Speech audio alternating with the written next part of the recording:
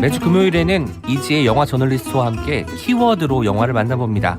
어서 오세요. 새해 복 많이 받으세요. 안녕하세요. 새해 복 많이 받으세요. 예, 반갑습니다. 네. 제가 오늘 대체 진행 첫날인데요. 저의 첫 게스트시기도 합니다. 네. 많은 매체에서 많은 분들과 호흡도 맞춰보셨을 텐데 네. 처음이 좀 어색하고 그렇잖아요. 그때 첫 마디를 건네는 어떤 비법 같은 게 있는지 여쭤보고 싶네요. 저는 그냥 잘 듣는 것에 더 집중하게 되는 것 아. 같아요. 처음 마디를 뭘 하는가 보다는 특히 기자들 같은 경우에는 인터뷰를 많이 하잖아요. 네네. 그때 제가 이제 후배들 가르칠 때 꼭 얘기하는 게 많이 준비할 때 너무 많이 준비하지 말라고 하거든요. 그러니까 상대방에 대해서 충분히 관심을 가지고 준비를 해가지만 그 안에만 머무르면 안 된다고. 내가 만든 질문지를 다 소화하고 그걸 다 물어보려고 상대방이 하는 얘기를 못 들으면 현장에서 주고받는 호흡 같은 것들이 깨지니까 많이 준비하지만 일단 인터뷰 현장에 가면 그건 옆에 치워놓고 그 사람이 무슨 얘기하는지 일단 잘 들어봐라.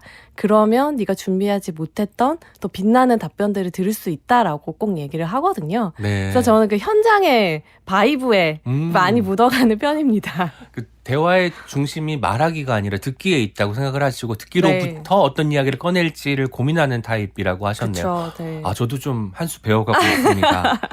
저 같은 경우는 이제 그 강연 같은 거 할 때는 화장실에 가요.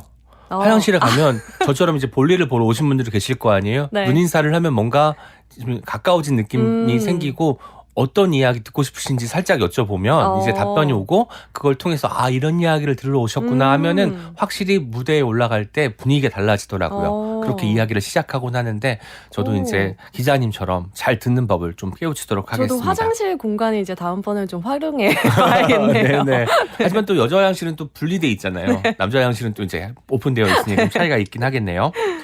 그 소설의 첫 문장, 시의 첫 문장들도 모으는 분들도 계시더라고요. 아마 영화 감독님들 중에서도 네. 첫 장면에 특별히 공을 더 들이는 분도 계실 것 같아요. 어떤가요?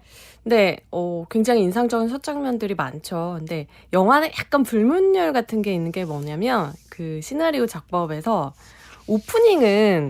오프닝에서는 이제 관객들이 이제 영화를 막 시작했으니까 거의 모든 걸 용서하지만 이제 엔딩에 이르러서는 거의 아무것도 용서하지 않는다라는 게 이제 관객의 속성이거든요. 그래서 엔딩에 만족하지 못하면 거기까지 이르기까지 아무리 잘해봐도 아무 소용이 없다 해서 사실 오프닝에는 살짝 힘을 빼고 엔딩에 더 많은 힘을 주는 감독들이 많은 것 같아요. 어쨌든 관객들이 기억하고 나가는 장면은 마지막 장면일 확률이 높기 때문에 오프닝은 좀 힘을 빼도 되는데 마지막 장면을 좀 강렬하게 가져가야 된다라는 말씀이네요. 저는 첫 장면에 질문을 던져주는 영화들을 좋아했어요. 네. 이거 어떻게 하냐면 다시 봐야 알겠더라고요. 연결되는 것들은 맞아요. 처음엔 저희도 마찬가지로 마지막 장면에만 꽂히게 되는데 다시 보면 첫 장면이 마지막 장면에 대한 질문이었구나라는 그런 은유처럼 느껴지는 영화들. 가령 지금 떠오르는 건 펄프 픽션 같은 영화가 그런 것 같은데 몇 번이나 다시 봐도 여전히 새로운 영화. 그런 영화들을 보면 질문 투성이의 영화. 이런 것들 그리고 답을 그때그때 나이 먹을수록 달라지잖아요. 그런 것들 발견할 수 있구나 하는 생각이 듣기도 했습니다. 네. 오늘은 기자님 영화 소개를 듣고 저도 청취자 여러분께 책 한 권을 소개해 드리려고 하는데 영화 이야기 나누기 전에 기자님이 생각하기에 인상적인 첫 장면을 가진 영화가 있을 것 같아요. 네. 저는 첫 장면 인상적인 영화 하면 바로 떠오르는 게 애니메이션 영화 업이거든요. 업의 그 초반 5분 정도의 장면은 한 인물의 인생을 이제 총체적으로 요약한 5분인데 그걸 보고 눈물을 안 흘리는 사람은 전 냉혈한이라고 생각을 할 정도로 한 인물이 태어나서 인연을 만나고 같이 시간을 보내고 그 사람을 떠나보내기까지를 압축적으로 보여주거든요. 그러니까 그 5분 자체만으로도 굉장히 완성도 있고 감동적인데 그 5분을 보고 났기 때문에 그 뒤에 욕심 많아 보이고 꽉꽉 막혀 보이는 노인에게 우리가 마음을 활짝 열 수가 있게 되거든요. 굉장히 좋은 도입부로서 장치라고 생각이 들어서 업을 꼽고 싶어요.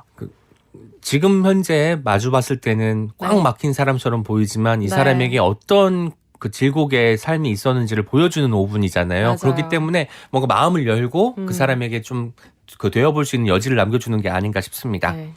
오늘 두 편의 영화 이야기 나눠볼 텐데요. 첫 번째 영화 어떤 영화 준비해 오셨나요? 네, 우리가 새해가 되면 막 이런저런 계획들도 세우고 새로운 결심도 해보잖아요. 그럴 때 좀 좋은 팁, 영감이 될 수 있는 영화들을 준비해봤어요. 첫 번째 영화는 어른 김장아인데요. 2023년에 개봉한 영화인데 여전히 많은 분들이 사랑해 주시고 계세요. 이 김장아라는 어르신이 주인공이 다큐멘터리 영화인데요. 60년 동안 이제 한약사 일을 하시고 또 진주라는 지역사회에서 다양한 기부활동, 자선사업을 네. 벌여오신 그러니까 어르신에 대한 이야기입니다. 저도 이제 줬으면 그만이지라는 그 책을 통해서 김장하 선생을 알게 되었는데 네. 모은 돈을 가지고 뭐 학교도 세우고 네. 그리고 이런저런 기관들, 재단들의 뭐 기부도 하시고 네. 평생을 주는 일에만 혼신의 그쵸. 힘을 다한 분이더라고요. 네. 어떻게 그런 게 가능하지 하면서 이제 책을 읽게 되었는데 네. 첫 만남, 첫 장면에 대한 이야기니까 음. 어른 김장하는 어떤 장면으로 시작하는지 좀 들려주시죠. 영화는 김장하 어르신으로부터 시작하지는 않아요.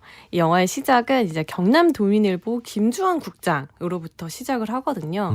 오랫동안 이제 기자로 활동했던 이 김주환 기자가 이제 회사를 나오면서 내가 앞으로 할 큰 일에 대해서 이제 얘기를 해주거든요. 그래서 김장하라는 이 우리 시대의 진정한 어른이라고 불릴 만한 이 인물에 대해서 탐구를 계속해 나가겠다라는 게 바로 이 이야기의 시작점이 됩니다.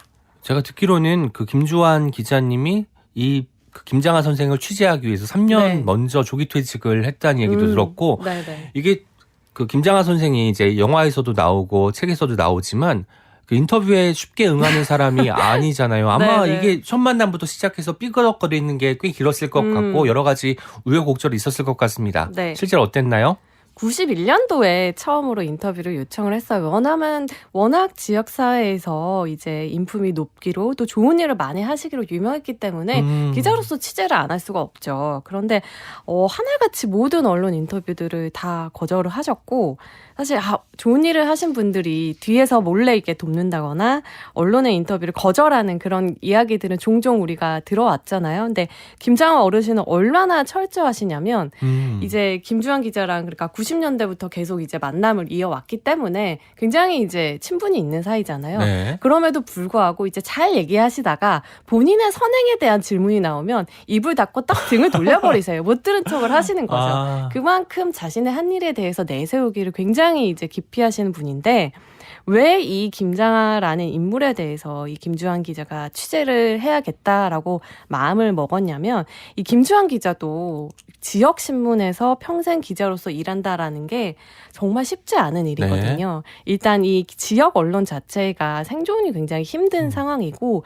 그 안에서 특히 김주환 기자 같은 경우에는 기득권자의 비리나 악행을 폭로하는 그런 작업들을 주로 해오셨어요. 그러다 보니까 이제 시간이 한참 지나고 자신이 열심히 비판 기사를 썼지만 변하는 게 별로 없는 거예요. 기득권들은 여전히 꿈쩍하지 않고 지방의 토호 세력들은 계속 세대를 바꿔가면서 나타나는 거죠. 네. 거기에 이제 기자로서 회의와 좌절감을 느꼈는데 이제 곰곰을 생각해 보니까 내가 여기서 회의를 느낄 것이 아니라 널리 알릴 만한 이제 좋은 분을 찾아서 알리는 것 또한 세상을 좋게 만드는 방법일 수 있겠다라는 생각이 들었고 거기에서 이제 김장하 어르신을 다시 이제 찾게 된 거죠.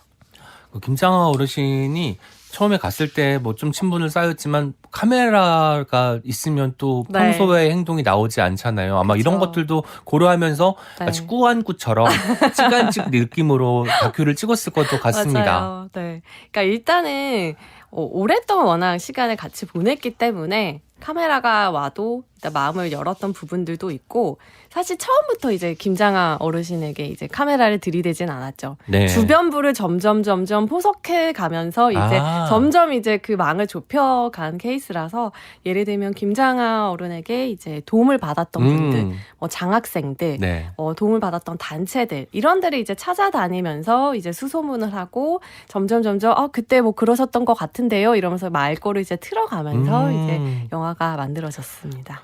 그래서인지 취재 시작한 지 8년이 지나서야 그 어른 김장하가 개봉하면서 동시에 네. 김주환 기자의 책이죠. 네. 줬으면 그만이지가 출간되었는데 또 영화 감독이 네. 경남 MBC 소속의 김현지 PD라고 합니다. 네네. 사실 이 영화는 영화로 만들어진 것은 아니고 이제 경남 MBC의 특집 다큐멘터리로 네. 만들어졌었어요. 워낙 지역의 명망이 높으신 분이다 보니까 김현지 PD도 이야기를 듣게 됐고 역시 이제 우리 범인들처럼 정말로 그렇게 훌륭한 사람이 있는데 아직도 안 알려졌다라고 믿을 수 없다라고 해서 이제 취재를 해봤더니 정말로 그래서 이제 김장하 어르신을 찾아뵙고 사실 김현지 PD라는 갑자기 이제 난데없이 처음 보는 방송국 PD가 카메라를 들고 가면 당연히 이제 취재를 거부하시죠. 네. 그래서 이제 김현지 PD가 영리하게 김주한 기자와 함께 오랫동안 이제 만나봤던 김주한 기자와 함께 공조를 하면서 이제 어르신의 마음의 문을 점점 이제 비집고 들어가게 된 거죠. 저도 처음에 이 생각이 들었어요. 한약을 지우러 가야 되나. 그런 식으로 뭔가 출발을 해야 뭔가 좀 물꼬를 틀 것 같고 느낌이 네. 드는데 어쨌든 전공법이죠. 일단은 그쵸. 김주환 기자님은 계속해서 이제 만나면서 어떤 가까움을 만들어 나가는 것이고 김현지 네. PD님도 이제 김주환 기자와 함께 갔기 때문에 네. 이제 선생님께서 마음을 열고 이제 맞아주셨던 것 같습니다. 사실 생각해 보면 그 취재 기자가 네. 하는 일은 사실을 중심으로 보도하는 일이잖아요. 네. PD는 또 사람을 이야기 중심에 두고 풀어나가는 역할을 하는데 생각해보니 이 둘이 뭉쳤으니 네. 시너지가 어, 대단했을 것 같아요. 맞아요. 이 김주환 기자 같은 경우에는 이제 김장하 어르신이 참석하는 뭐 행사들, 장학기금 전달이나 이런 행사들에 늘 빠지지 않고 가시고 또 끝나고 이제 식사하시는 자리에도 부르지도 않았는데 가서 이제 이야기를 물어보고 그런 식으로 이제 계속 네. 안면을 쌓았고 김현재 감독 같은 경우에는 조금 더 감성적인 접근이 가능했던 것 같아요. 이제 그때 당시의 상황에 대한 질문을 할 때도 김현지 기자 같은 경우에는 조금 더 소프트하게 접근하는 측면이 있었어요. 영화를 보시면 이제 김장하 어르신이 야구를 굉장히 좋아하시는데 네. 예를 들면 이제 야구 얘기를 하면서 김장하 어르신의 이제 흥미를 이제 자극을 네네. 하는 거죠. 그런 식으로 또 이야기를 풀어 나가다 보니까 양쪽에서 다 이제 공격이 들어오니 이 김장하 어르신도 당해낼 재간이 없으셨던 거죠. 네. 정말 그 한 사람을 움직이려면 네. 여러 사람이 필요하다는 생각이 들기도 합니다. 네. 그 사이 사연이 들어와 소개를 좀 해드리겠습니다. 2009님께서 반갑습니다. 3일간 신명나게 같이 하겠습니다. 네, 덩덕쿵 신명나게 함께 하시죠. 3849님께서는 어른 김장하 이 작품 보고 저도 가슴이 먹먹했어요. 오늘 문화시대 두 분 대화 너무 좋네요. 잘 듣고 있어요. 라고 하셨습니다. 끝까지 잘 들어주세요. 그런데 김장하 선생님께서는 촬영을 공식적으로 허락하신 적은 없다고 하는 네네. 거죠. 그래서 처음에는 이제 주변 분들을 인터뷰하고 이제 김장하 선생님하고도 이제 대화 나누는 게 들어가기도 하는데 네. 105분이라는 시간이 러닝 타임이 짧은 시간이 아니잖아요. 네. 이걸 채우기가 쉽지는 않았을 것 같아요. 저는 오히려 줄이는 게 힘들었겠다라는 생각이 드는 워낙 게 주변인들이 많아서 주변인들도 많고 이제 김장하 선생님 자체의 이 인생 역정이 정말 영화 한 편 같거든요. 네. 정말 어렵게 이제 한약방에서 점원으로 일하면서 공부하셔서 역대 최연소로 이제 한약사 이제 시험을 통과하고 한약방을 만들어서 이제 돈을 벌고 그리고 그렇게 어렵게 번 돈으로 이제 그때 90년대 당시에 110억 원이라는 사재를 들여서 고등학교를 세우고 네. 정말 학생들에게 헌신을 다하면서 이제 교육 사업에 매진을 했다가 그것도 이제 미련 없이 나라에 이제 헌납을 하게 되고 그 뒤에도 또 다양한 단체들 예술단체, 연극, 문학, 여성단체에 이르기까지 수많은 이 지역의 단체들에게 후원을 하면서 그 하나하나의 이제 사연만 추적을 해도 네. 정말 시간이 모자라죠. 거기에 더해서 이 김장하 선생님께 장학금을 받았던 또 학생들의 인터뷰도 많이 들어가 있는데요. 그중에서도 정말 뭐 유명한 교수님들도 계시고 학자도 계시고 의사도 계시고 또 이 영화가 또 결정적으로 사람들에게 알려진 이유 중에 하나는 그 장학생 중에 한 명이 바로 문현배 헌법재판관이었기 네. 때문이거든요. 이분이 국회 청문회에서 김장하 어르신에 대한 네네. 이야기를 하셨잖아요. 그래서 베푸는 것에 대한 것, 내가 지금 너에게 이 장학금을 베푸지만 나에게 갚지 말아라. 너와 같은 어려운 이들에게 다시 나눠주는 것이 정말 진정으로 갚는 것이다라는 정말 감동적인 이야기를 했었는데 그 이야기의 주인공이라니 더더욱 정말 이 영화 안에서는 풀어낼 이야기가 많은 거죠. 그러니까요. 네. 제가 보니까 사실 김장하 선생님 말고도 베푸는 사람들, 검소한 사람들은 자기 생활에는 굉장히 절약하는 맞아요. 분이잖아요. 나는 네. 해진 옷 입고 다니면서 그 돈 모아서 이제 큰 기금을 투척하는 이 마음. 네. 대체 어떤 마음이 이렇게 사람을 행동하게 할까 늘 궁금하더라고요. 네. 저희는 돈이 생기게 되면 뭐 먹지? 뭐 사지? 이 생각에 부풀어 맞아요. 오르는데 이걸 모아서 한 푼 한 푼 모아서 큰 네. 돈을 많은 다음에 학교 지으세요. 재단에 쓰세요라고 큰 기금을 그 흔쾌히 투척한다는 것, 이거는 보통 사람이 할 수 있는 일이 아닌 것 같다는 생각이 다시 한번 네. 듭니다. 그 문영배 전 헌법재판소 권한대행 이야기는 해주셨는데 네. 그 다른 분들의 사연도 있을 것 같아요. 네. 그 문영배 그 김장하 선생님에게 장학금을 받거나 도움을 받은 분들의 이야기 좀 소개해 주시죠. 워낙 이렇게 유명하신 분들, 대단하신 분들에 대한 이야기도 있지만, 평범한 사람들도 분명히 있잖아요. 그래서 장학생들이 여전히 이제 김장하 선생님을 찾아가서 이제 매번 인사를 드리는데, 그때 한 분이, 저는 너무 이제 특별한 사람이 못 돼서 죄송하다라고 그렇게 이제 얘기를 해요. 그러니까 이제 김장하 선생님이 이렇게 얘기하더라고요. 나는 그런 걸 바란 게 아니다. 우리 사회는 평범한 사람들이 지탱하고 있는 거다라고 하는데 그게 그 이야기를 하신 김종면 씨 본인뿐만이 아니라 영화를 보고 있는 이 수많은 평범한 네. 사람들에게도 굉장히 큰 용기가 되더라고요. 그리고 이 이야기를 들은 김종명 씨 같은 경우에는 또 그렇게 평범하신 분도 아닌 게 2016년에 이경규가 간다 양심 냉장고에서 정지선을 지켜서 약 20년 만에 양심 냉장고를 획득한 시민 분이시기도 하거든요. 와. 그러니까 그런 걸 보면 정말 민물이 맑아야 아랫물이 맑다는 말이 괜히 나온 게 아니구나. 이 선한 영향력이라는 것은 정말 전염성이 강하다라는 그렇구나. 것을 다시 한번 깨닫게 됐어요. 그러니까 안전선 지키는 사람 많이 없는데 그 당시에 네. 지켜가지고 받았다는 것도 굉장히 놀랍고 네. 그 김장하 선생님 말씀 중에 우리 사회는 평범한 사람들이 지탱하고 있는 거야라는 말씀 있잖아요. 보통 우리가 영화를 보게 되면 네. 주인공의 감정이입을 하기 때문에 특별한 사람이 된 것 같은 착각에 사로잡혀가지고 기분이 좋은데 네. 이 말을 듣는 순간 맞아. 나같이 평범한 사람이 이 사회를 이끌고 나가는 거지, 지탱하고 있는 거지라는 생각 때문에 주먹을 불끈 쥐게 되는 대목이기도 했습니다. 네. 이게 영화니까 영화로서의 구성은 어떤지도 들려주시면 좋을 것 같아요. 연출, 편집, 음악 같은 부분에 있어서 이야기 좀 들려주시죠. 일단 연출적인 면에서는 이 영화에서 주변 인물의 증언이나 김장하 선생의 과거 업적에 대한 것들이 나오는 중간중간에 이 김장하 선생님이 걷는 모습이 많이 나와요. 네. 김장하 선생님 같은 경우에는 차도 사신 적이 없고 늘 대중교통을 이용하고 특히 걸어 다니세요. 네. 그래서 이 진주 시내를 걷는 모습을 이제 잘 많이 등장하게 되는데 그 걷는 모습이 굉장히 독특하세요. 본인만의 독특한 리듬이 있고 무엇보다도 옆을 보지 않으세요. 맞아요. 앞만 보고 직진. 쭉 직진을 하시는데 그게 평생 저렇게 선한 곳을 바라보면서 청렴하게 살아오신 분의 어떤 그 아우라 같은 것들을 네. 잘 보여주는 장면이기도 했고 그 걸을 때 보면 양복을 입으셨는데 정말 낡은 양복이에요. 예, 맞아요. 해지면 그걸 다 기워서 입으시고 본인한테는 정말 돈을 거의 안 쓰시는 분인데 이분이 걷는 장면이 나올 때마다 그런 것들이 다 더해지면서 많은 사람들의 증언이 없어도 저 사람의 걷는 모습만 봐도 어떤 성장을 가지고 또 어떤 역사를 거쳐왔는지가 네. 보여서 저는 굉장히 탁월했던 연출이 아니었나 싶어요. 또 이제 오랫동안 입은 양복이 또 오래되면 네. 반짝반짝 하잖아요. 맞아요. 나들나들해지나요? 빛나는 느낌 때문에 얼마나 몇십 년을 입으셨을까 생각이 들기도 하고 네. 영화에서 자주 등장하는 뒷모습 장면에서 등이 구부정하시잖아요. 맞아요. 그 저 등이 이제 굽어지기까지 얼마나 많은 고생을 하셨을까. 돈을 모으고 또 아낌없이 이걸 베풀기 위해서 얼마나 밤과 낮을 구분하지 않고 일하셨을까 생각을 하면서 좀 뭉클해지기도 했습니다. 네. 송인철님께서 이른 아침에 김장하 어르신의 글을 읽었는데 문화시대에서 그의 이야기가 나옵니다.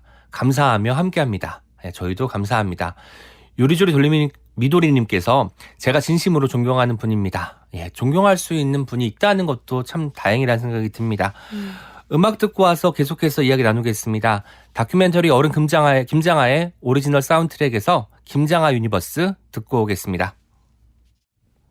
다큐멘터리 어른 김장하 오리지널 사운드트랙 가운데 김장하 유니버스 들어봤습니다.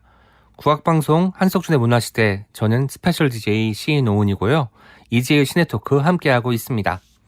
오늘의 첫 번째 영화로 어른 김장하 살펴보고 있는데 이 영화 보고 나서 어른의 의미, 참어른이란 무엇인가 이런 걸 되새기는 분들이 많이 계셨다고 네. 들었어요. 기자님은 어떤 걸 좀 보고 느끼셨는지가 궁금합니다. 이 영화 안에서 무주상보시라는 개념이 등장을 하는데요. 음흠. 불교에서 이제 집착 없이 베푸는 자세를 말한다고 아. 해요. 내가 무엇을 누구한테 얼마나 베풀었는지 그 자체를 잊어버리는 것이 진정한 이제 보시다라는 것인데 네. 그것이 바로 이제 온전한 자비심인 거죠. 근데 사실 남을 위해 베푸는 것만으로도 어렵잖아요. 그렇죠. 근데 그걸 또 잊어버려야 된다니 이제 저 같은 이제 속인한테는 너무 어려운 일인데 김장한 어르신이 딱 무주상보시의 현현이죠. 그래서 영화를 보고 있으면 이분이 이 베풀었던 이 이야기들을 따라가다 보면 너무 어마어마해서 입이 떡 벌어지고 나 같은 사람은 절대 못해 라고 이렇게 생각이 되기보다는 이 영화에 사과했던 부분은 그분에게 도움을 받았던 사람들의 이야기를 들으면서 그분들이 하나같이 이렇게 얘기를 하거든요. 김장하 선생 앞에 부끄럽지 않게 살고 싶었다라는 얘기를 하면서 영화를 보고 있는 이제 수많은 보통 사람들에게 내가 저렇게 훌륭한 사람의 업적을 이렇게 감탄하는 것에서 그치는 것이 아니라 나도 새삼 좋은 어른이 되고 싶다라는 마음을 불러일으키는 지점이었어요. 그래서 저는 이 영화를 보면서 진정한 어른이라는 의미는 여러 가지가 있겠지만 네. 어쨌든 또 다른 사람 어른으로부터 저희가 이제 다들 성인이니까 네. 또 다른 사람으로부터 나도 좀 좋은 어른이 되어서 세상에 좋은 영향력을 조금이라도 내가 할 수 있는 한에서 작게라도 끼치고 싶다라는 마음을 품게 만드는 사람이 아닐까 싶어요. 그렇게 성인은 사실 생물학적으로 시간이 지나면 자동적으로 주민등록증이 발급이 되면서 되는 네. 것인데 어른이란 것은 되기 위해서 부단히 좀 애를 써야 되는 부분이 있는 것 같아요. 맞아요. 다른 사람이 어떻게 사는지도 들여다봐야 되고 세계의 중심에서 내가 아니라 우리를 생각하는 것이 어른이 아닐까라는 생각도 더불어 하게 되었습니다. 어른 김장하에서 뽑은 키워드로 준비한 오늘의 두 번째 영화 네. 뭔가요? 또 이제 어른 김장하에서 이 김장하 선생님의 어떤 귀감을 본받고 싶다라는 마음이 들었을 때 또 다른 또 선생님이 계시죠. 네. 영화 안에서 정말 이 선생님만큼 유명한 선생님이 또 있을까 싶은데 우리들의 키팅 선생님이 등장하는 죽은 시인의 사회를 네. 가져왔습니다. 죽은 신의 사회 저도 너무너무 좋아했었고 네. 본지 오래되어서 가물가물하기는 합니다만 네. 아마 많은 분들이 인생 영화 맞아요. 그 로빈 윌리엄스가 나온 영화 중에서 제일 좋아하는 영화로 꼽지 않을까 싶어요. 기억을 좀 되살리는 의미에서 줄거리부터 소개를 좀 부탁드리겠습니다. 네, 일단 미국의 명문 사립학교 밀튼 아카데미가 배경인데요. 굉장히 엄숙하고 고지식하게 이를 데 없는 곳이에요. 근데 여기에 영어 선생님으로 키팅 선생님이 부임을 해요. 이 선생님은 다른 선생님들과 달리 학생들 눈높이에서 말하고 또 교실을 웃음소리로 채우는 것이 목표인 그런 선생님이라서 아이들이 이제 또 빠르게 이 선생님의 매력에 빠져들죠. 그래서 키팅 선생님은 아이들에게는 전혀 없었던 자유와 꿈에 대해서 알려주고 그것에 대해서 계속 심어주기를 원하지만 학교에서는 이제 눈에 가시죠. 입시를 준비해야 되는데 헛된 희망을 품게 하니까 그러던 중에 이제 불의의 사고가 일어나고 키팅 선생은 이제 그 책임을 지면서 학교를 떠나게 되는데요. 이때 키팅 선생님이 아이들에게 가르쳤던 시가 이제 아이들에게 씨앗이 이제 뿌려졌던 네. 거죠. 그래서 뜨거운 마지막 인사를 건네면서 영화가 끝이 납니다. 아마 이 마지막 장면을 인생 엔딩으로 꼽으시는 분들도 많을 것 같아요. 저는 그 영화 속에서 굉장히 매력적으로 강의를 하시잖아요. 네. 나갈 때 되게 쿨하게 숙제 내주고 가는 거. 아이들은 지금까지 너무 이렇게 벅차 올라다가 갑자기 식어버리는 이런 느낌이 들어가지고 네, 네. 우리네 선생님들도 저랬지 저러셨지라는 생각이 들기도 했습니다. 네. 죽은 신의 사회라는 제목이잖아요. 네. 중의적으로 들리기도 해요. 어떤 네. 의미인지 좀 짚어주시죠. 이게 참 오역 중에 하나로 꼽히는 제목이기는 그렇군요. 해요. 이 소사이어티가 사회라는 뜻도 있지만 여기서는 뭐 동아리나 클럽에 더 가까운 뜻이라고 해요. 근데 또 죽은 시인의 사회니까 뭔가 더 죽은 시인 동아리보다는 조금 더 뭔가 네. 있어 보이고 네. 궁금증을 자극한다라는 측면에서는 완벽한 오역이라고 하기엔 좀 아쉽기도 해요. 그래서 왜 죽은 시인의 사회이냐. 이 작고한 시인들의 작품을 읽으면서 함께 낭독하고 느낌을 교류하는 이 아이들의 문학 모임의 이름이거든요. 그래서 키팅 선생님과 친구들이 예전에 키팅 선생님과 이제 이 친구들이 만드는 모임인데 밤마다 몰래 모여서 이제 시를 서로 낭독을 하는 거죠. 그러니까 밤마다 몰래 모이면 이제 학생들이 나쁜 짓을 할 것만 같은데 막 네. 일탈을 하고 여기서는 시를 읽다니 얼마나 낭만적이에요. 그러니까. 네. 저는 그 죽은 신의 사회를 생각하면 키팅 선생님이 교탁이 아니라 책상이죠. 네. 선생님 책상이 낮더라고요. 올라가가지고 이제 학생들에게 이런 말을 하잖아요. 우리가 매일매일 보는 풍경도 다른 위치에서 바라보면 새로운 게 보인다. 너희들은 그게 필요하다라고 해서 다 한 번씩 올라와 보라고 하는 맞아요. 장면이 있어요. 아, 저런 게 시야를 넓혀주고 시선을 벼리게 하는 교육법일 수 있겠구나 싶어가지고 실제로 저도 많이 감명을 받고 책상에 올라갔더니 네. 무섭더라고요. 이제 높아가지고 그런 네. 느낌이 들었는데 여러 가지로 그 영화를 본 사람들이 어쨌든 형언할 수는 없지만 어린 나이에 봤으면 더 또 소화하기 어렵잖아요. 맞아요. 완벽하게. 그러나 두고두고 떠오르면서 아, 그때 키팅 선생님이 했던 그 말이 지금 내 상황에 연결될 수 있는 부분이 있겠구나라는 생각을 하게 되는 것 같습니다. 네. 이 영화에 시인도 들어가지만 네. 시가 되게 중요한 역할을 네, 하는 네. 것 같아요. 영화에서 맞아요. 시가 어떤 역할을 하죠? 제가 이 영화에 대해서 뭐 방송을 통해서도 종종 얘기를 했었는데 진짜 시인분과 이 영화 얘기를 하니까 되게 떨리게 되는데 네네. 이 안에서는 시는 어떤 주류의 가치에 반대되는 것을 대표한다라고 볼 수가 있죠. 이 사립학교 같은 경우에는 아이들에게 금융인이나 기업가, 의사, 변호사라가 되라고 하는데 입신양명. 그죠. 근데 시인과 시를 꿈꾼다라는 것 자체가 굉장히 불경스러운 일인 네. 거죠. 이 세계관 안에서는. 하지만 이 불경스러운 일을 하면서 아이들 내부에서 뭔가 이제 자라나기 시작하는 거죠. 특히 이 영화에서는 휘트먼의 시가 중요하게 등장을 하는데요.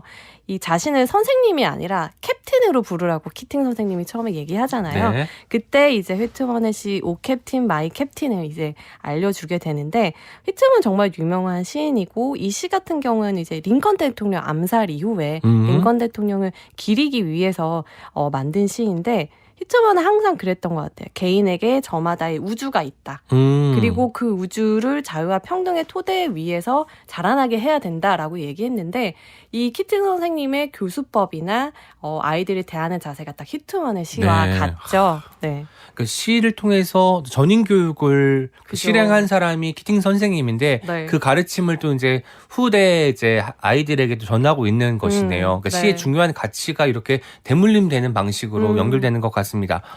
네. 휘트먼의 시처럼 그 기자님에게도 네. 잊고 있던 가치를 되새기거나 떠올리게 해주는 게 있을까요? 저는 사실 죽은 시인의 사회를 중학교 단체가를 하면서 처음 봤었거든요. 그걸 보면서 아주 오랫동안 키팅 선생님을 기다려왔던 것 같아요. 학교를 다니면서. 근데 애석하게도 한 번도 만나지는 못했어요. 근데 시간이 오래 지나서 이 영화를 다시 보니까 이제 더 이상 키팅 선생님을 기다리게 되진 않더라고요.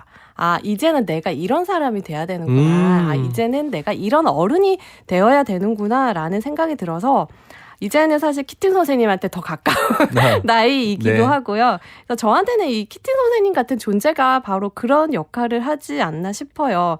그러니까 좀 자신의 방법으로 바보같지만 좀 시도하는 사람? 그런 어른이 되고 싶다라는 마음을 품게 해준 그런 존재입니다. 네, 방송 들으시고 죽은 신의 사회 다시 보시는 분들도 계실 텐데 네. 거기 등장하는 키팅 선생님, 로빈 윌리엄스가 참 젊고 잘생기고 아름답게 묘사가 됩니다. 그렇죠? 네, 맞아요. 저도 깜짝 놀랐어요. 아, 맞아. 우리도 이런 시절이 있었지라고 되새길 수 있을 만큼 굉장히 아름다운 청년이 거기 있으니까 네. 다시 들여다보시면 좋겠습니다. 그런데 사실 키팅 선생님만 등장하면 영화가 밋밋해질 수 있잖아요. 좋은 가르침을 주고 아이들이 이제 거기에 매료돼가지고 사상이 바뀌거나 다른 어떤 마음을 품게 되는 그런 일련의 변화의 과정만 보여주면 영화가 착하기만 할 텐데 그 키팅 선생님과 대비되는 빌런들이 또 있기 네. 때문에 그 어른의 가치를 또 되새길 수 있는 것 같습니다. 사실 키팅 선생님을 제외한 모든 어른들이 이 영화에서는 거의 빌런이라고 보시면 돼요. 선생님들은 아이들이랑 눈도 마주치지 않고 이제 수업을 하시고 또 가장 대표적이라고 한다면 이제 부모님 들을 생각할 수 있겠죠.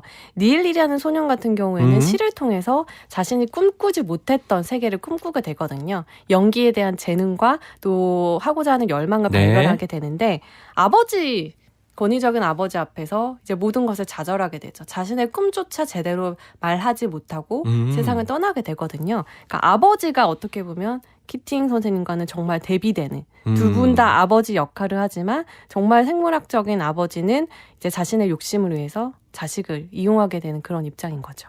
그런데 아버지는 또 자식을 위해서라고 생각하실 거예요, 분명히. 그렇기 때문에 네. 이제 사실 그 아이의 정말 하고 싶은 일, 네. 어떤 데 마음이 동하는지 이런 걸 파악하는 게 사실 이제 어른들이 해야 되는 일인데 사실 이렇게 나가면 살기가 편하고 입신양명할 수 있고 앞날이 보장이 되니까 그런 길로 이끌려고 하는 거잖아요. 네. 그래서 뭔가 내면에 움츠러 있었던 목소리를 듣게 하는 게 이 영화에도 목표가 아닐까. 어른이 해야 되는 일은 움츠러들었던 목소리, 숨죽어 있거나 가려져서 보이지 않는 목소리들을 끄집어내는 역할을 해야 되는 것이 아닐까라는 생각도 맞아요. 네. 하게 되었습니다.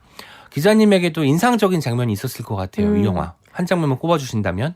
일단 당연히 엔딩 장면이죠. 네, 키팅 아이고. 선생님이 이제 마지막으로 학교를 떠날 때 아이들이 처음으로 이제 반항이라는 걸 대놓고 해보는 거죠. 키팅 선생님이 책상에 올라가는 걸 알려줬던 것처럼 모두가 이제 오 마이 캡틴을 외치면서 책상 위로 올라가죠.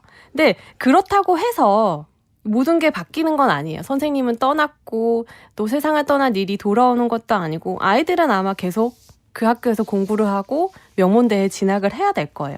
그렇다고 해서 또 저는 이 엔딩이 배드 엔딩이라고만은 생각하지 않는 게 눈에 보이진 않지만 분명히 아이들 안에서 씨가 뿌려놓은 씨앗이 자라고 있다라는 네네. 걸 그 마지막 장면에서 확실히 느꼈거든요. 그래서 그 아이들이 계속 공부를 하고 학교를 가고 어떤 진로를 택할 때 분명히 중요한 순간마다 키팅 선생님의 가르침을 떠올릴 거예요. 네. 그러니까 그게 느껴지니까 아 선생님은 떠났고 또 비극적인 운명을 맞이한 아이도 있지만 이 가르침이라는 것이 전혀 사라지지 않았구나라는 게 느껴져서 저는 그 마지막 장면이 가장 인상 깊었습니다. 저도 중학교 때 이 영화를 시청한 것 같은데 관람했던 것 같은데 중학교 때 이제 보고는 뭔가 끝이 원래는 갈등이 해결되고 해피엔딩으로 끝나는 영화들을 많이 봤잖아요. 맞아요. 성인이 돼서 생각해보니 이런 걸 열린 결말이라고 하는구나. 앞으로의 그 미래를 네가 머릿속으로 상상하면 되는 거구나. 우리가 사실 한 명 한 명의 미래를 그려볼 수 있잖아요. 맞아요. 어떤 식으로 마음이 동했고 움직였고 꿈틀거렸는지를 봤기 때문에 이들의 미래를 짐작할 수 있다는 점에서 그 가능성을 열어주면서 끝나는 영화로구나라는 생각이 들었습니다. 네. 오늘 어른을 주제로 한 영화 어른 김장하와 죽은 시인의 사회를 소개해 주셨는데 저도 이 키워드로 책 한 권을 골라왔습니다. 네. 황영선 선생님의 내가 모르는 것이 참 많다라는 책인데 제가 듣기로는 네. 이지혜 기자님도 좋아하신다고 들었어요. 지금은 이제 X라고 불리는 네. SNS가 트위터인 시절에 맞아요. 정말 황현산 선생님이 쏟아내시는 주옥 같은 트윗들에 굉장히 감명을 많이 받았었어요. 그래서 책도 읽어봤었는데 황현산 선생님이 굉장히 진지한 이야기도 많이 하시지만 문학에 관해서는 또 유머러스한 면이 맞아요. 굉장히 많으시잖아요. 그래서 어떻게 이런 어른이 있을 수가 있을까? 어떻게 이런 네. 교수님이 있을 수 있을까라는 생각에 저도 이분을 보면서 나도 나중에 나이가 들면 저런 어른이 되면 얼마나 멋질까라는 생각을 해봤습니다. 예, 저도 사적으로도 이제 친분이 있고 선생님께서 병원에 계실 때 이제 찾아뵙기도 했는데요. 그 전에 이제 이런 말씀을 하셨어요. 제가 이제 선생님이 뭔가 이야기하실 때 괜히 딴죽을 걸고 싶을 때가 있잖아요. 어른한테. 꼭 그렇게만 보실 건 아니지 않나요? 라고 하면 선생님이 네. 어떻게 말씀하시냐면 언니 네 말도 맞다. 그렇게 볼 수도 있겠구나라고 한 최초의 어른인 거예요. 보통은 본인의 주장을 관철시키기 위해서 다른 이유를 끌어들인다 할지 아니면 묵살하는 경우가 많을 텐데 맞아요. 그 선생님보다 어린 사람들의 이야기를 경청하는 사람이어서 듣는 게 정말 중요한 일이로구나 어른이 되면 이 생각을 했었습니다. 이 책은 말씀하신 것처럼 2014년부터 2018년까지 황현선 선생님의 SNS 글을 모은 것인데요. 예를 들면 2015년 1월 29일 오전 11시 22분에 이런 글을 쓰셨습니다. 내가 살면서 제일 황당한 것은 어른이 되었다는 느낌을 가진 적이 없다는 것이다. 결혼하고 직업을 갖고 애를 낳아 키우면서도 옛날 보았던 어른들처럼 나는 우람하지도 단단하지도 못하고 늘 허약할 뿐이었다. 그러다 갑자기 늙어버렸다. 준비만 하다가. 제가 숨이 턱 막히더라고요. 내가 생각하는 어른이 한 번도 어른이 되었다고 느낀 적이 없다라고 말씀하시니까 나는 대체 어떻게 살아야 되나라는 생각이 들면서 머리가 뿌얘졌어요.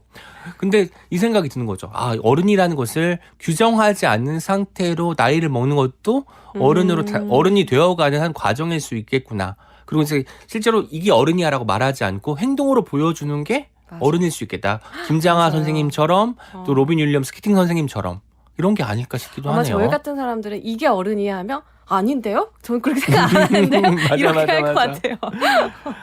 제가 아까 이재 기자님께서 황현 선생님께서 뭐 주옥 같은 말씀도 많이 하셨지만 네. 유머러스한 글들도 올려가지고 되게 좋았다고 했잖아요. 네. 가령 2016년 11월 5일에 이런 그 짧은 글을 남기시기도 했어요. 훈민정음 반포 이후 나처럼 오타로 성공한 사람도 드물 것이다. 화면이 작고 휴대폰으로 이제 글자를 적어야 되니까 네. 또 노안이 왔을 테니 이게 쉽지 않을 거 아니에요. 그러다 보면 오타가 날 수밖에 없고 어떤 단어를 빼기도 하고 하면서 이제 문장이 어그러지는 경우가 맞아요. 생기는데 그런 걸 사람들이 좋아서 좋아요를 누르거나 리트윗을 한 거예요. 그러다 보니 선생님이 나처럼 오타로 성공한 사람은 별로 없을 것이다라고 말씀을 하시기도 했었습니다. 네. 저도 선생님들의 글들 너무 많이 읽으면서 좋았던 부분을 몇 개를 소개해 드리려고 하는데 가령 네. 이런 부분이 있습니다. 2014년 12월 5일에 남기신 글이에요. 초등학교에서 비 오고 바람 불고 눈 내리는 이치를 배우며 위안을 받았다. 세계에 질서가 있구나. 인간에게 권리와 의무가 있고 제도가 있다는 것을 배우며 행복했다. 세상이 살만하구나. 그 후 세월은 이 위안과 행복이 헛된 것이 아님을 증명하려는 나날이었다. 그러니까 우리가 어릴 때 여러 가지 질서를 깨우치고 어떤 제도 안에서 무엇을 하면 되고 안 되고를 깨우치게 되잖아요. 근데 그 와중에 빛나는 부분은 그 개인적인 삶에서 드러나기 마련인데 내가 깨닫는 질서는 이런 것이고 내가 중요하게 생각하는 가치는 이런 것이야 라고 알게 되는 거죠. 그래서 사는 것은 이게 맞구나. 재확인하는 과정. 그러니까 일상이라는 것 누가 보면 굉장히 작게 느껴지는 이것을 사랑하게 되고 소중하게 여기게 되는 말씀인 것 같아서 두고두고 읽게 되는 문장인 듯 싶어요. 네. 저도 많은 걸 또 생각하게 만드네요. 네. 이 짧은 순간에. 네. 제가 매년 한 해가 시작하면 항상 이 책을 다시 읽거든요. 왜냐하면 어떤 페이지를 펼쳐도 묘한 가르침이 있고 지금 나의 상황과 딱 맞아떨어지는 부분이 등장을 하더라고요. 가령 올해 제가 펼쳤는데 나타난 부분은 네. 2015년 2월 21일에 적으신 글이에요. 명랑하기는 성격만으로 되는 일이 아닌 것 같다. 명랑하기는 윤리이기도 할 것이다. 늘 희망을 가지려고 애쓰고 다른 사람들을 사랑해야만 명랑할 수 있지 않을까? 라고 하셨는데 명랑이라는 것, 우리가 명랑한 사람을 보면 굉장히 밝고 낙천적이고 매사 행복한 것 같지만 그 명랑을 유지하기 위해서 얼마나 많은 내부의 고투가 있겠습니까? 이런 것들을 생각하면 선생님은 사람 한 명을 만나도 허투루 보지 않으셨겠구나. 문장 하나를 읽어도 속에서 소화시키고 이걸 어떻게 소개할지를 생각하는 그런 시간이 있었겠구나 짐작이 되더라고요. 정말 타인을 바라볼 때 기본적으로 애정을 좀 담아서 바라보시는 네. 분만이 할 수 있는 말인 것 그러니까. 같아요. 사랑이 있어야 명랑함도 가능하고 베푸는 것도 가능하고 이해하는 것도 가능하다는 생각이 듭니다. 이재 기자님은 네. 어쨌든 저희가 생물학적으로는 성인이니까 네. 한 번이라도 나 어른이 되었다라고 네. 느꼈던 순간이 있는지 궁금합니다. 저는 사실 저도 맨 처음 소개해 주신 이제 황현사 선생님의 글처럼 이제 육체가 노화하니까 네. 늙었다라는 감각을 조금씩 느낄 뿐이지 내가 성숙하다라는 그 느낌을 스스로 잘 못 느꼈던 것 같아요. 저는 어렸을 때는 굉장히 어른에 대해서 피상적인 이미지만 가지고 있었거든요. 네. 근데 청소년기에는 제가 이제 부산에서 공부를 했으니까 내가 생각하는 어른은 서울에 살고 한 손으로 운전을 하고 막 얼음에 담긴 양주를 막 마시는 그런 정말 소비지향적인 네네. 이미지만 있었거든요. 근데 이제는 그런 정도의 소비를 누리는 사람이 됐지만 전혀 결코 어른이라고 생각되지 않는 걸 보면 이 시인님께서 앞서 말씀하셨던 것처럼 내가 어른이 아닌 것 같다라는 이 감각으로 계속 이제 내가 어른이 된다는 건 무엇일까 고민하는 것, 이 과정 자체가 어른이 아닐까?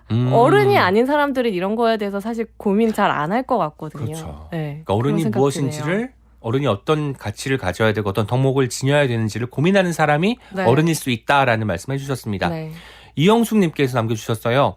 요즘 어른이란 말조차 잘 안 쓰는데 궁금해서 저도 어른 김장하 영화를 찾아봤습니다. 모두가 다 어른이 되는 세상이 멋지겠죠? 모두가 다 어른이 되면 어린이도 있어야죠. 맞아요. 저는 너무 부담스러울 것 어린이들한테 배울 게 많으니까 네. 투명한 상태에서. 그러니까 어른은 다 알아서 투명할 수 있는 거고 어린이는 하도 모르기 때문에 투명할 수 있거든요. 투명하기 때문에 편견 없이 세상을 바라볼 수 있고 사람을 대할 수 있는 것이 아닐까라는 생각도 함께 가져봅니다. 기자님이 꿈꾸는 어른 그리고 이영숙님이 꿈꾸는 어른 제가 꿈꾸는 어른들이 한 자리에 모여 있는 것 같습니다. 한석주의 문화시대 이지혜 시네토크 오늘은 김현지 감독의 어른 김장하 피터 유어 감독의 죽은 시인의 사회 그리고 황현선 작가님의 내가 모르는 것이 참 많다를 소개해드렸습니다. 이지혜 기자님 오늘 어떠셨나요? 저희 오늘 처음 얘기를 네. 나누는데 굉장히 호흡이 잘 맞는다라는 네. 느낌이 들었어요. 저 다음 주에 또 올까요? 전 좋을 것 네, 같아요. 아니 지금 어디 가 계시니까 못 들으시겠지만 큰일 납니다. 못 들으세요. 저도 마치 오랫동안 영화 한 편을 가지고 이야기 나눈 친구를 만난 느낌으로 네. 이런저런 이야기 나누니까 참 좋고 영화는 이야기 나눌수록 책도 마찬가지로 그렇지만 깊어지는 것 같아요. 맞아요. 다른 부분들이 보이고 또 각자가 또 인상 깊게 본 장면이 다르잖아요. 맞아요. 이런 것들을 나누면서 영화가 더 풍성해지는 것이 아닌가라는 생각을 다시금 갖게 되었습니다.